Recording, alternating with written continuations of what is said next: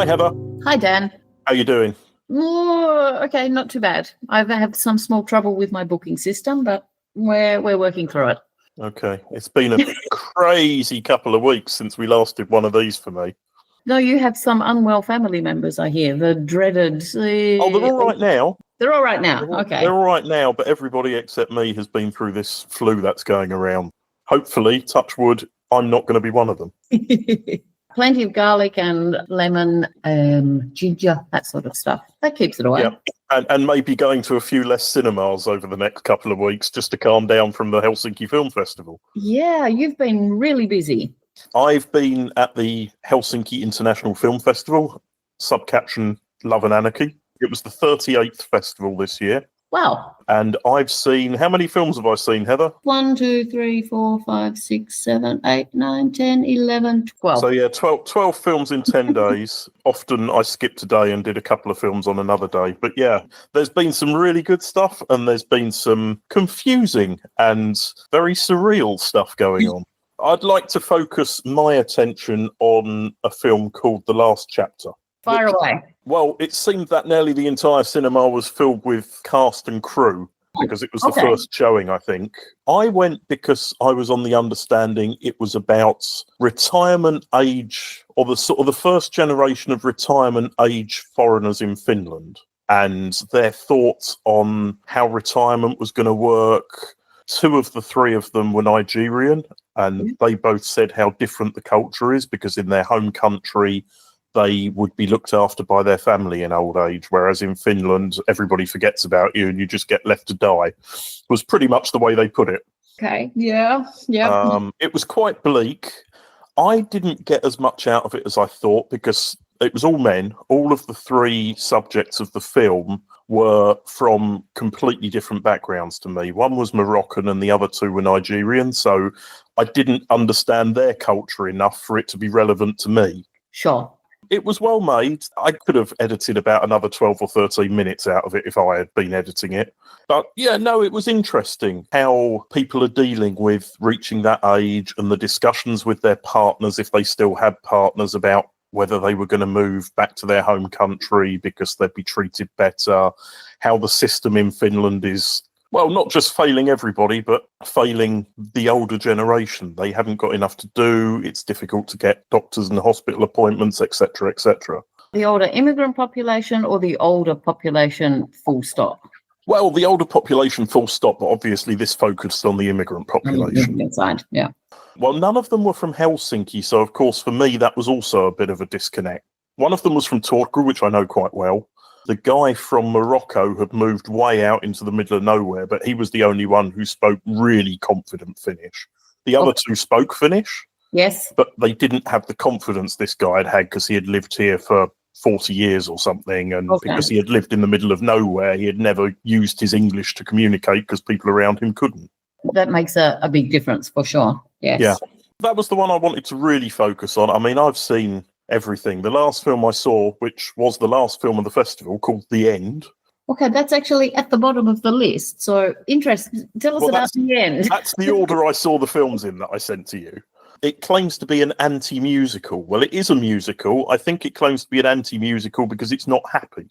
It's about a family who moved underground about 25 years ago because the world had turned to crap.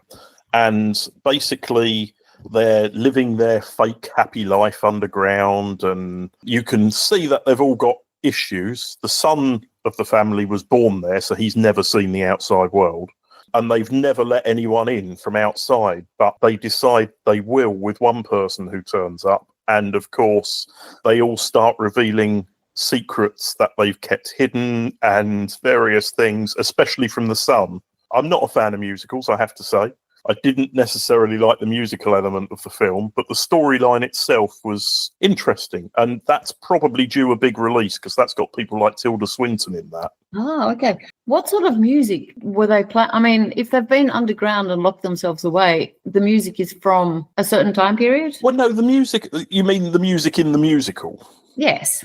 No, it's pretty stereotypical musical stuff. Just the theme of the lyrics is quite dark and depressing and that kind of thing, because it's all about how the world used to be and what it's like being trapped underground, etc., etc. Not trapped because they've chosen to do this. Except for the son, who was born.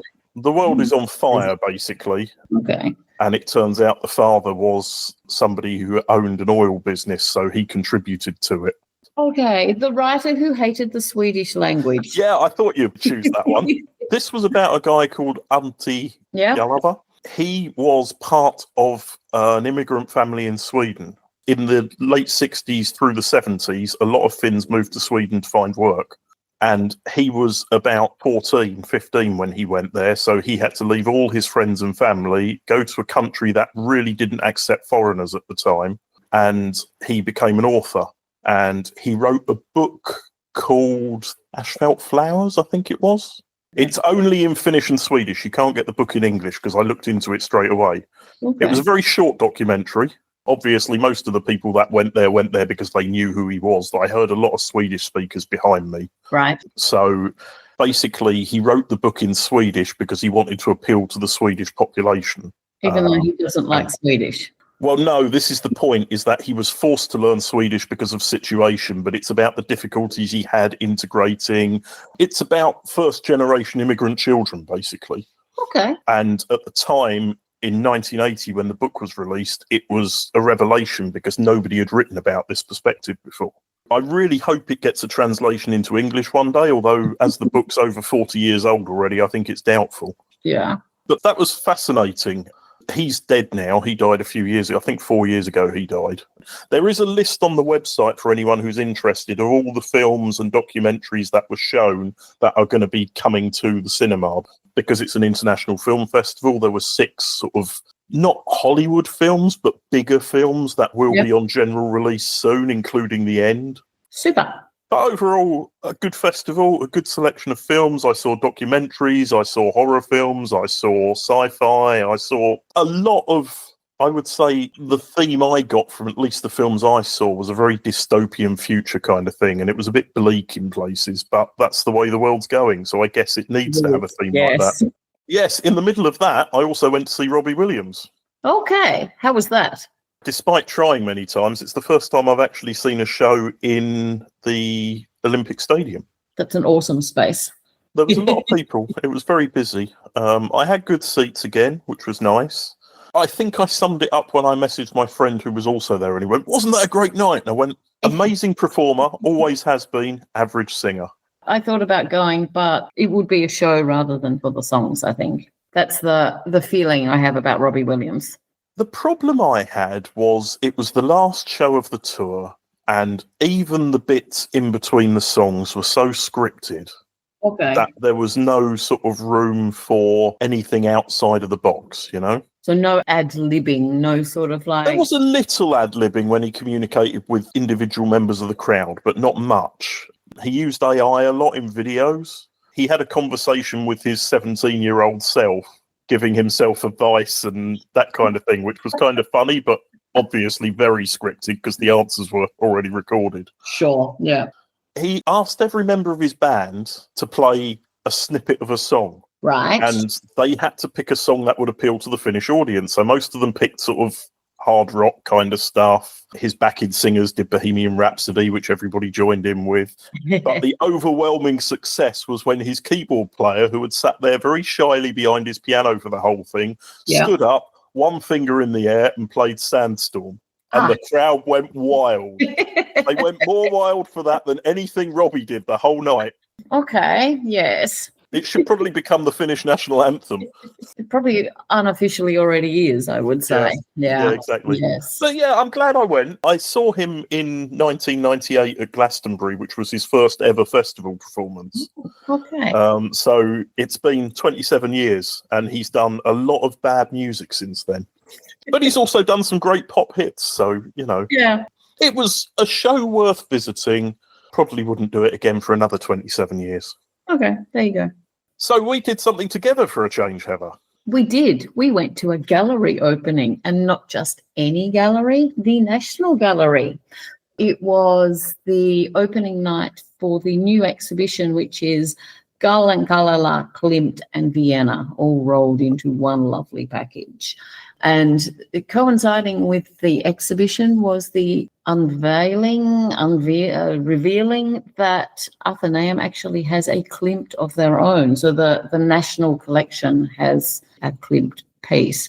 But correct me if I'm wrong, did we actually see that on the exhibition, or is that tucked away? I don't remember seeing it. It is there. I think the problem with gallery openings, and this is the same for all of the big gallery openings, they invite so many people and you have so little time that you don't actually get to see many of the pictures. True. So definitely this is one. And I think I commented on the Instagram that highly recommended, but I have to go back. Like I really have to go back. I also think that this will probably be a really successful exhibition for the gallery. It will generate a lot of interest and a lot of people will be going. So go early and go often. There you go. Go early, go often. So it's basically, it's the whole of the top floor at Atenium. It's taking up the main exhibition space. It's a nice space. It's easy to walk around because you basically walk around the whole of the outside of the building, around the staircase. Yep. It's well laid out. There's a lot on display. Again, a lot by this Finnish artist who basically dominates this museum, even though I wouldn't say he's the most famous artist Finland's had. No, but it's a good showcase of his work at that time, which I think it's like 3 themes all tied together, and Gallen-Kallela is one of the themes. It was a good exhibition. There's a lot of good pictures there, but yes, as you say, we'll have to go back and have a trawl through it at our own pace rather than with the pace of the people who were desperate to get to hear the speakers, which nobody actually could because the sound was so bad. You wanted to talk about something that's happening today as this podcast goes out. Yes. 1st of October. Guess what day it is, apart from Wednesday? In that case, I probably know, but you're going to tell me again. It's Reflector Day. Heijaistinpäivä. So today is the day that if we're not already wearing our reflectors, we should be donning reflectors when we go out, because the days are getting considerably shorter and now your heijaistin will really be working, as long as you use it properly, working well. Saturday the 4th is the tastiest day of the year. You know why? Well, there's some tasting thing somewhere. Even better. It's Korvapustipäivä. It's Cinnamon Scroll Day. So everybody go out and try a cinnamon scroll at your favourite cinnamon scroll place, wherever it is. It's marked in my calendar. National Korvapustipäivä. Okay. The tastiest day of the year. The spiciest day of the year. The next episode, full episode next week, is on Alppiharju. So you'll see how bad I am at navigating directions, and that in future I will be using a map. Maybe we get a paper map, because after that we're going to do Törlö, Törlö, and I think I'm going to get a paper map for our walk around there. Anyway, thank you for listening, everybody. This was the bonus episode. We will be back with a full episode next week. Thanks, Heather. Thanks, Dan.